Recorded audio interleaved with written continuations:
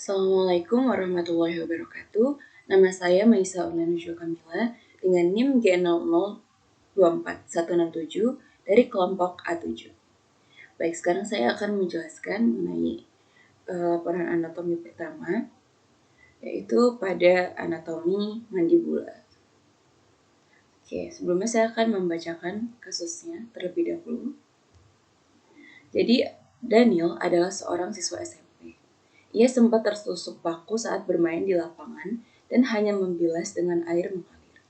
Setelah itu, dia mengaku sulit menggerakkan rahangnya dan terasa kaku, tak bisa membuka mulutnya. Oke, pada poin A, saya akan menjelaskan mengenai anatomi mandibula dan fungsinya. Kemudian yang B, saya akan menjelaskan mengenai penyusun musculus masticatoris beserta fungsi dan inervasinya. Oke. Nah, ini adalah gambaran dari os mandibula. Di sini terdapat 3 bangunan penting. Di sini os mandibula itu berfungsi sebagai tulang yang menyusun rahang manusia. Yaitu terdapat 3 bangunan penting. Yang pertama ada processus coronoideus. Nah, proses coronoideus ini dia akan dilekati oleh musculus temporal. Kemudian terdapat processus condylaris os mandibula. Nah, proses condylaris ini dia akan bersendi dengan fossa mandibularis ossis temporalis dan akan membentuk articulatio temporomandibularis. Kemudian terdapat juga foramen mental. Foramen mentalnya ini.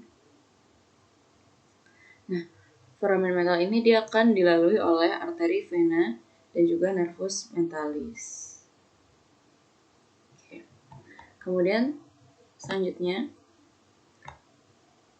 terdapat juga corpus mandibula yang berfungsi sebagai tempat tertanamnya gigi bawah.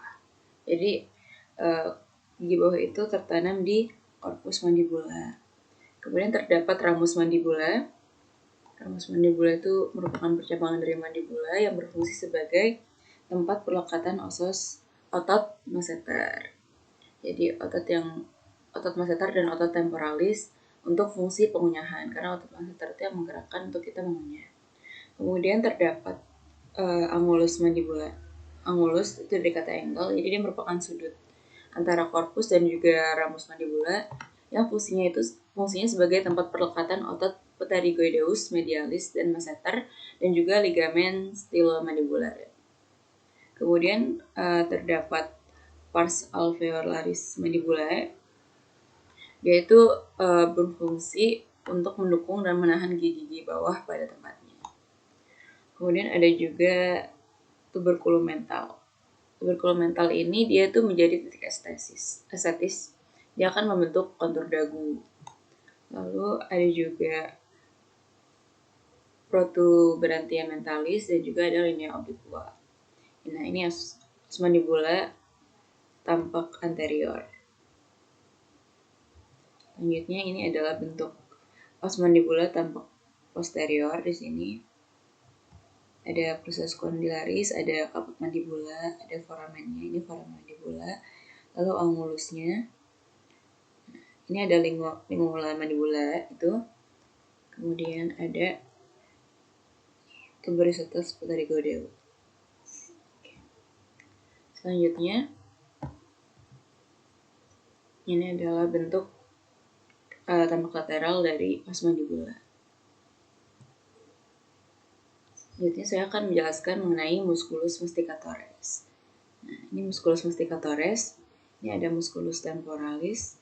Sini masseter pars superficialis musculusnya. Kemudian ini musculus pterygoideus medialis. Lalu ada yang lateral. Okay. Nah, gerakan mengunyah ini itu terjadi ketika sendi temporomandibularis itu dikoordinasikan dengan serangkaian gerak timbal balik pada sendi sisi yang lain. Muskulus yang menggerakkan gerakan mengunyah ini ada 4 muskulus masticator.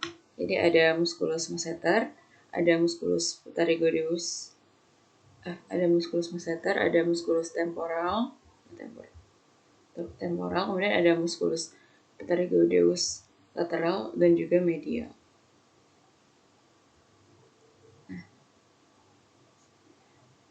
Nah, pada musculus masseter itu dia akan diinervasi oleh nervus massetericus dari trunkus anterior nervus mandibularis. Nah, fungsinya itu untuk elevasi mandibula.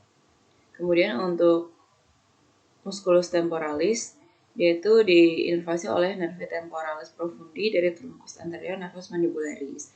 Dan fungsinya adalah untuk elevasi dan juga retraksi mandibula. Kemudian musculus pterygoideus medialis, yaitu diinervasi oleh nervus pterygoideus medialis dari nervus mandibularis yang fungsinya itu sebagai elevasi dan gerak dari sisi ke sisi mandibula. Kemudian terdapat pterygoideus lateral, yaitu diinervasi oleh nervus pterygoideus lateralis dari trunkus anterior nervus mandibularis atau dari ramus buccalis.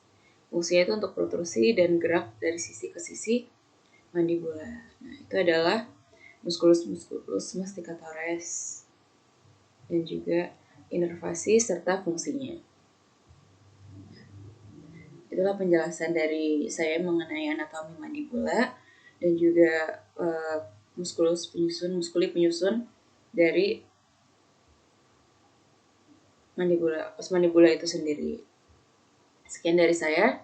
Wassalamualaikum warahmatullahi wabarakatuh.